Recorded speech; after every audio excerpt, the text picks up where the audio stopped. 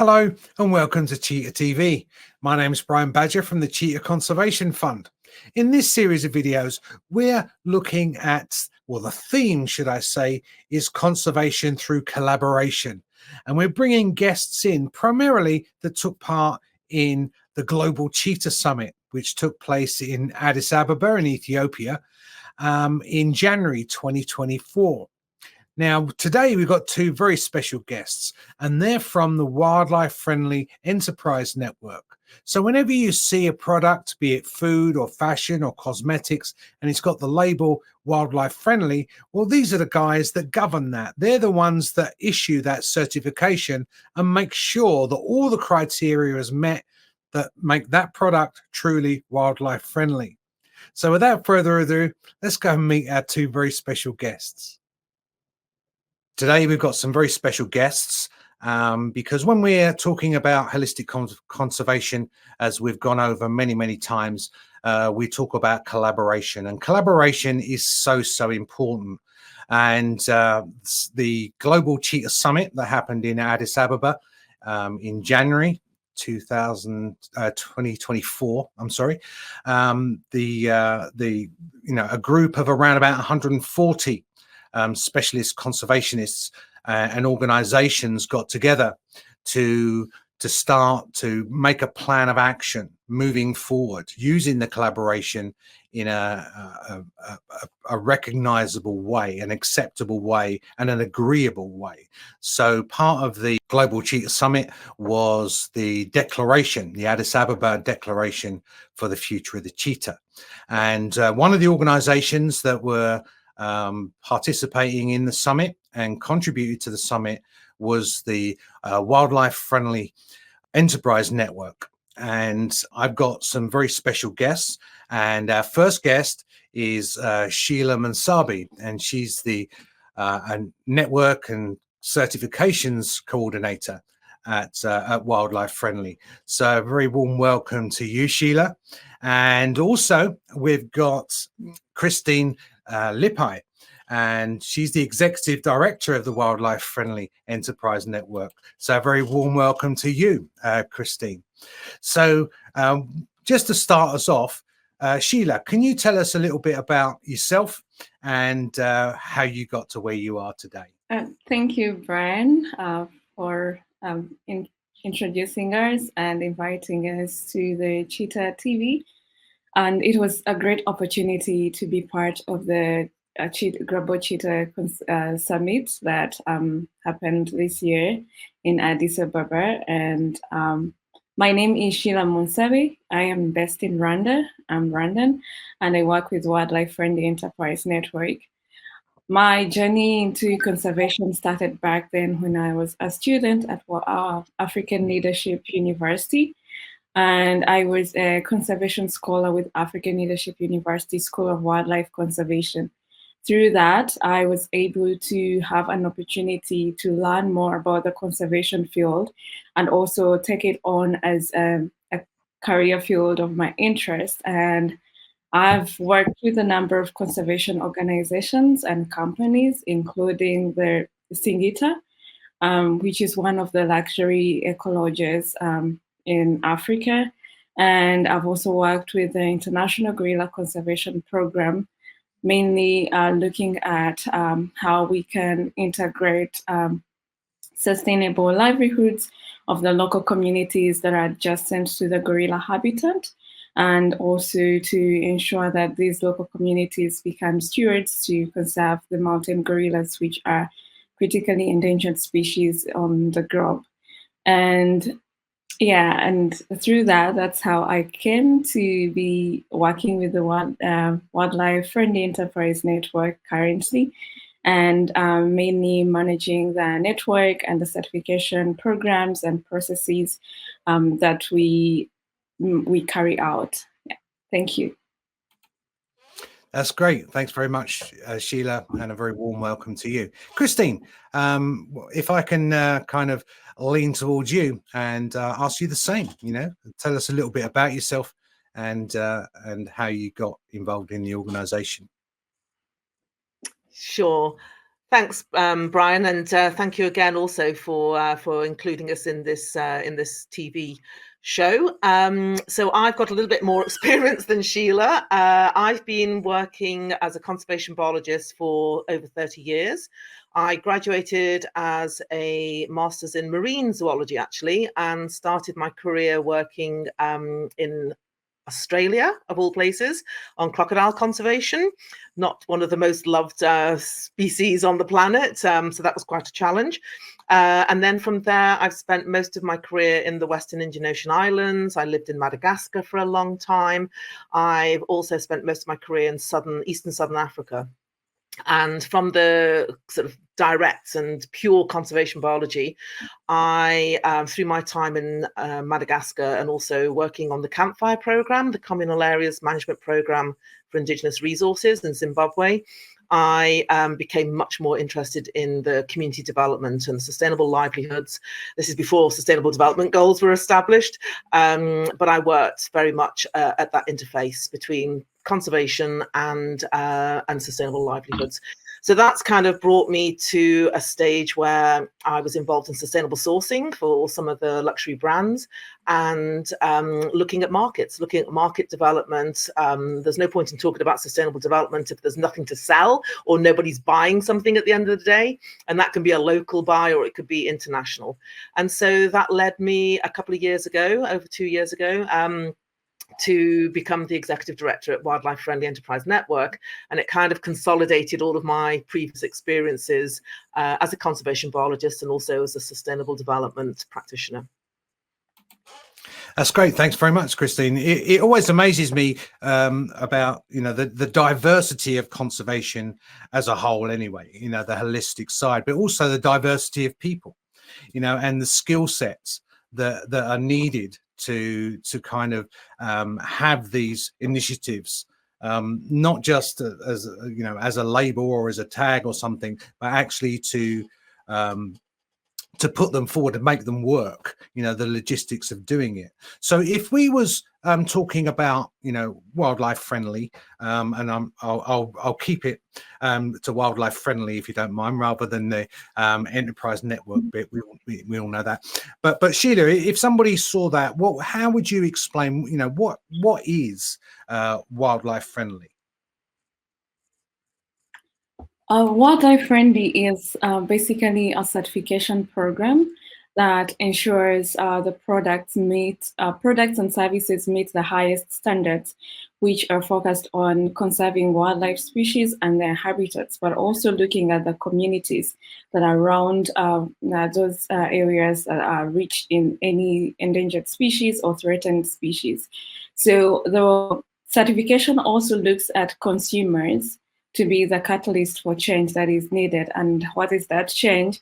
That is the consuming and purchasing of products that are environmentally friendly, but mainly in this context, we'll be looking at wildlife friendly. So that's mainly like our brief summary on how I can explain what wildlife friendly is, and anyone can easily understand it in simple terms like that. Because we see lots of labels on some of our products, where be it food or clothing or whatever it may be.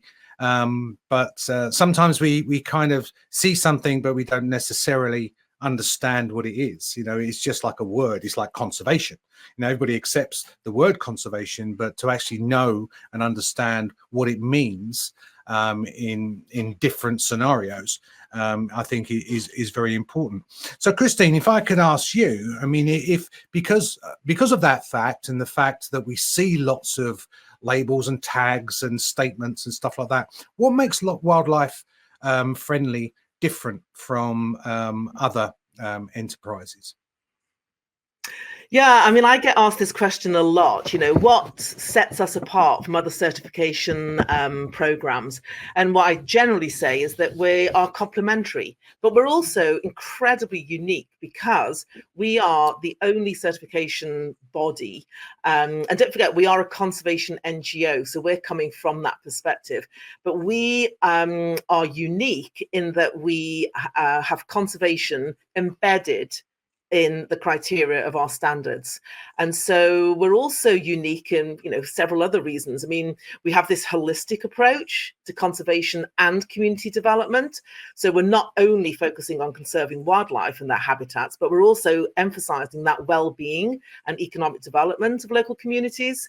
And so we also have this rigorous standards. We have this scientific basis for our standards. So we partner with a lot of conservation NGOs, and they provide us with that robust scientific verification that says that, yes, we are actually having a positive impact on conservation. As well as, embedded in our standards, we do have fair trade principles. We have principles of no child labour, respect for cultures, etc., etc. But also, and we've just talked about, the various countries where I've sort of worked, we do recognise that there are local contexts that have to be taken into consideration here. So we do tailor a lot of our certification programs to specific localities, and in some instances to the specific needs of a specific species. So in addition to our wildlife friendly practices, we've got jaguar friendly. So that's looking at cacao and coffee in jaguar landscapes. We've got, as Sheila's just mentioned, a gorilla friendly program that's now extended beyond the greater Virungas and the mountain gorilla, and that's looking specifically at the conservation needs of gorillas, as well as the communities who live around and about. So yeah, we have this strong emphasis on community engagement, which some certification bodies do, but it's one of the things that we're very proud to sort of to promote. And of course, we're trying to raise that profile as well, as more and more brands need to respect what they're actually doing, what impact their supply chains are having on on conservation and the environment. So we have a very strong kind of marketing and looking to make sure that the product that's being certified has an entry point into markets, and not just an entry point, but actually a growth potential.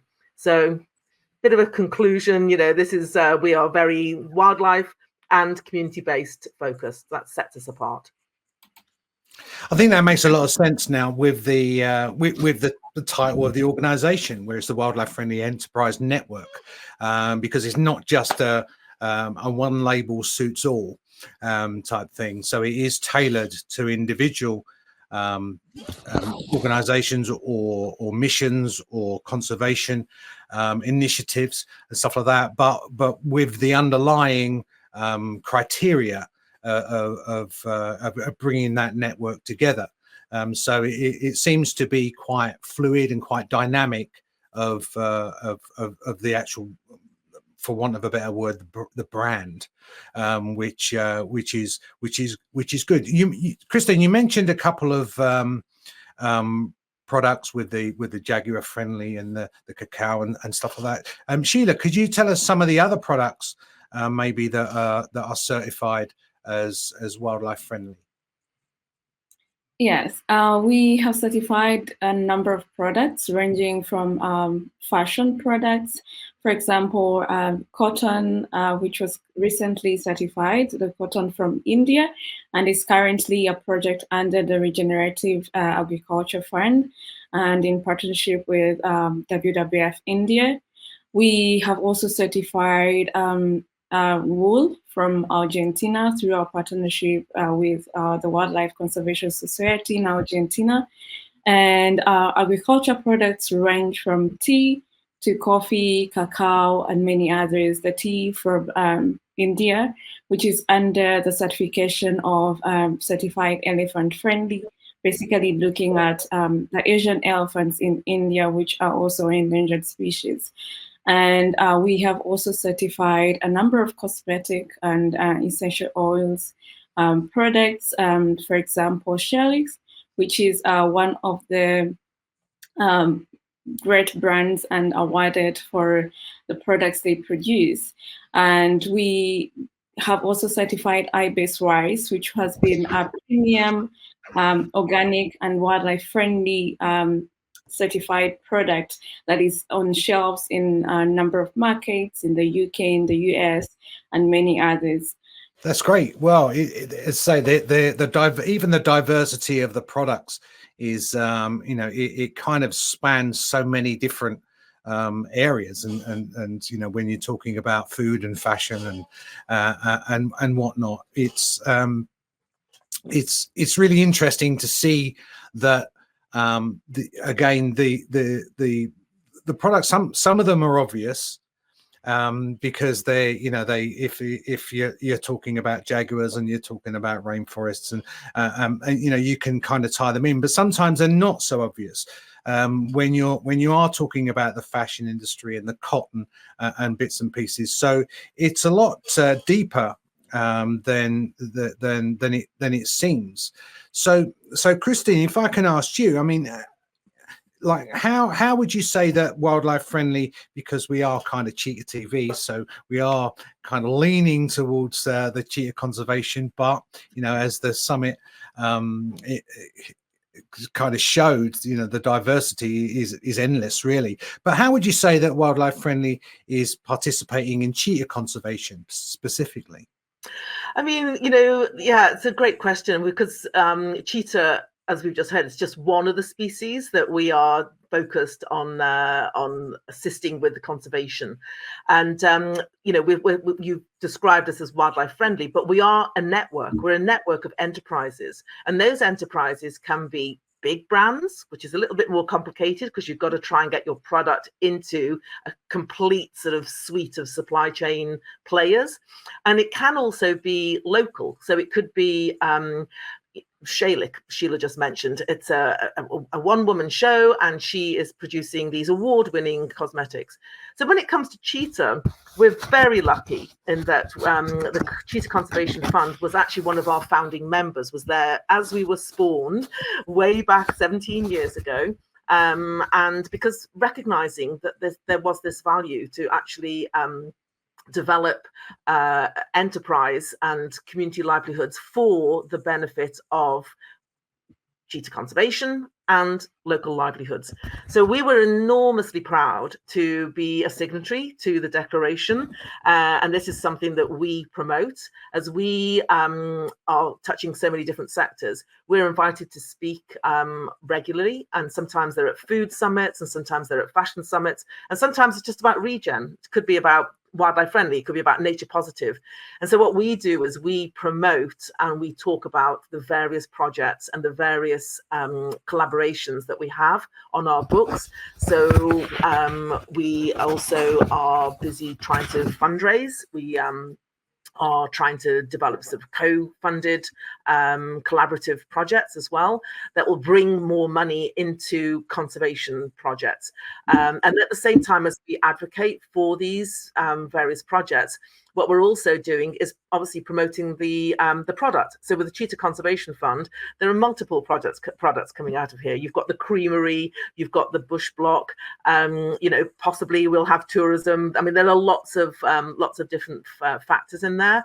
But I think that through our awareness raising that we do, and by promoting, you'll have seen the presentation at the summit that Sheillah made. We do talk about our other programs and our other projects. So by raising that awareness, it just takes one person in the room to sort of have the little light bulb moment and recognize that, oh, cheetah do need conserving. What can I do? And it's a sort of building process. And then, as I say, by having that network, we just bring all of the various partners and the conservation partners together, and that's how we are trying to do our best and our bit for cheetah conservation. That's great, and yeah, it's kind of obvious sometimes when you're in the organization. I mean, we know about the creamery and the bush block and everything like that, but you know, it's kind of good to see it from the outside, if you see what I mean. It's almost like you know, not only clarification, it's like vindication almost. You know, it's just make sure that things are going in the direction that they should be going, and that's I think that's how I feel that Wildlife Friendly is. You know, it's not exactly a governing body, but it's a great guideline to have. And with organisations like yourself, sometimes it's you can, again, for want of a better phrase, you can be a victim of your own success. Really, you know, you can kind of spread yourself too thin. And I've seen that in the past, and I'm not suggesting for a second that this is the case here, but are there plans to extend the brand, and is there the capacity and the opportunity to do so? I think I'll take that question, if that's okay. I mean, globally, we all suffered through the COVID pandemic, and it was a terrible moment for so many sectors. And it impacted on conservation, it impacted on purchase power. And so when I took over at Wildlife Friendly Enterprise Network, we were recovering. We were just coming out of the ban on travel. We were all in lockdown. And so we've spent the last 2.5 years to try and build back the brand. And so we feel that by building our brand, Wildlife Friendly, getting our logos recognized, talking about getting on the stage, being invited to be panelists, it raises the profile of what does it mean to be wildlife friendly. And yes, we have the certification, but we also have these standards, and those standards are effectively best management practices. And so, as Sheillah said, we are across multiple sectors, because best management practices is effectively how you can do your business the best. It's either a best conservation practice, or it could be the best way that you rear a goat to make some cheese. So by building our brand, what we're hoping to do, of course, through that expansion, is to get recognized, obviously. So we are recognized. We're recognized by conservation NGOs who work at that interface with communities and development and conservation. But also we are starting to get recognized now by bigger brands. So our expansion is aimed at that. It's to assist brands, assist larger companies to fulfill their obligations in terms of the Global Biodiversity Framework, for example, that came out of the Convention on Biological Diversity in Montreal in 2022. And there are other frameworks, the Science-Based Targets for Nature, the Task Force on Nature-Based Financial Disclosures, many, many frameworks that big companies need to respond to. And they're all being told how to do this in a very overarching, sort of clever way of explaining this is what you need to do. But how? How do you do it? And so that we feel that we're at that fantastic position where we have those connections. We are a conservation NGO. We do have the connections with markets, and we can provide that link with the supply chains on the ground. And then, of course, I'm talking about big brands. It's not only about international trade. We've got some fantastic entities that are certified by us, and they're selling nationally. Fantastic. Imagine if you were selling, and Sheillah talked about the cotton in India. If you could sell in India, it doesn't matter if you're not in the United States or in the European markets, you will actually be creating a market, and a viable market for some of the products that are coming out that are certified. So we certainly have this aim to be more broadly sort of represented across the globe. We have a story map that's up and running now that shows exactly where all of our certified enterprises are across the globe. And so we're looking at a further geographic expansion. And of course, the sectors, we've moved out of just products and we're into services such as tourism. We have the gorilla friendly tourism. We just updated our certified wildlife friendly tourism. There's a lot of potential for growth there. But you're right, you can be a victim of your own success, and and with that success comes its own challenges. But we're ready for it. We've been extremely lucky over the last 2 years, and this is what we're hoping for now is just to keep that growth going, and of course to leverage the market demand by increasing our profile. We hope that people will be asking, where can I buy a wildlife friendly product? That's the plan. Sounds like an exciting plan. I mean, when we're talking about, you know, biodiversity, and it's kind of everything, is the root really of holistic conservation, regardless of what project it is. And it seems to me that you've kind of got the a map, not necessarily the map of the future, of moving forward, and you know, extending the capacity and extending the engagement and the participation, and putting the power to the people, not just you know, the indigenous people in the projects that you're doing, but also giving the power to the consumer. And I think that's a pretty rosy plan, really, because we all need a plan, and we all need to kind of put those ingredients together to make the perfect cake. Now, whether we make the perfect cake or not, that's kind of a debatable thing. But you know, if we don't do anything, then we're kind of all doomed, really. And it's nice to hear the different plans that are in place, that are all complementary, and I think that's what the core piece of that, of the declaration is. You know, it's yes, we agree this is the stages of moving forward. Then it's about everybody contributing towards that common goal. And I think that Wildlife Friendly is a perfect example of taking that kind of diversity and channeling all the efforts to that single program. So if people wanted to learn more about Wildlife Friendly, how would you suggest they do that? I would suggest you go to our website, which we can share very easily. And I would suggest that you take a look at our story map as well. Usually if you type in Wildlife Friendly, we do tend to pop up immediately.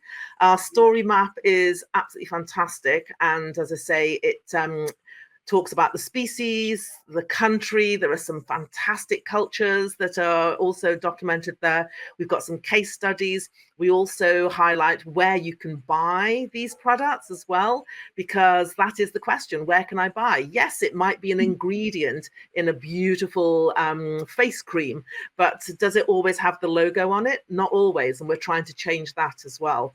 But I would say just, you know, and start asking. I mean, we know about aspirational consumerism, and this is what the big brands do, and this is what the middle brands do as well, is they're trying to entice people. So if those brands, and we've got we work with some real great leading brands who are visionary on their environmental profit and loss accounting, and so they are actually sort of leading the way, and we're really fortunate that we've been identified as a possible way to assist with that environmental accounting that they have to do. So I would say, yeah, just keep looking for us. We are out there. And of course, we've got Sheillah, you know, a young purchaser, a consumer. Maybe Sheillah's got some other points for the audience as to how you can find us. I could add on maybe how you could find us too. We are also on all social media platforms, LinkedIn, Facebook, Instagram, and we usually update our social media platforms with information about our certified enterprises, interchanging from one to another. So yeah, people would be able to see different products, different enterprises from different countries across the globe, and also their links of their websites or their e-commerce platforms that sell those products. Yeah. Great. Yeah. And it's great. And if I could kind of just summarize from what I hear, and then and I'm doing it while you're here, so you can correct me if I've heard it all wrong, is that, you know, you're not, if it's gorilla friendly, whether it's cheetah friendly or whatever friendly, it's not just about the animals. It's about the communities. It's about the producer. And Christine, you mentioned about the best working practices. A lot of our viewers will be familiar with the Future Farmers of Africa program that we run in Namibia and in Somaliland as well. It's not just about farmers not trapping and killing cheetahs. It's about making the farmers better farmers, more productive. So you're contributing to local economies, and you can, and it's not exactly a great stretch that, if you can make the farmer more profitable in a better way and have integrated landscapes, you're actually, you're freeing up the kids that used to look after the goats and sheep to go to school. So you're investing in the future as well. So, it's not always just, the words on the label that explains it. And that's why I'm very, very grateful to both you, Sheillah, and Christine for joining us, because it does make a lot more sense when we look at the bigger picture and we let people know, what they're supporting, how they're supporting it, and how we can move forward to the future. So, Christine, Sheillah, thank you very, very much for joining me this morning, and I wish you nothing but success. And it's an absolute honour that the Cheetah Conservation Fund is part of your family, because it's all about family. So thanks very much. Good luck for the future. We'll be watching you very, very closely to see what's next, because I know this web is branching out to so many different organizations. But thank you very, very much. Thank you, Brian. Thanks for having us. Thank you, Brian. Well, I hope you enjoyed and maybe learned a thing or two about the Wildlife Friendly Enterprise Network and wildlife friendly in general. And it's great to see all these different people coming along, because it is truly conservation through collaboration, because that's the key to the success and the future of the ecosystem. So if you want to learn anything more about the Global Cheetah Summit, or the holistic side of conservation that CCF is famous for and have been doing now and have done for the last 34 years, then please visit our website at cheetah.org. There you'll find a whole range of resources, one for you to learn, or you can pass on if you're a teacher, gives you teacher training guides and stuff like that. But please hop along, as I said, cheetah.org. In the meantime, thanks very much for watching and joining us here today. And until the next time, from me, Brian Badger, thanks very much, and we'll see you again on Cheetah TV.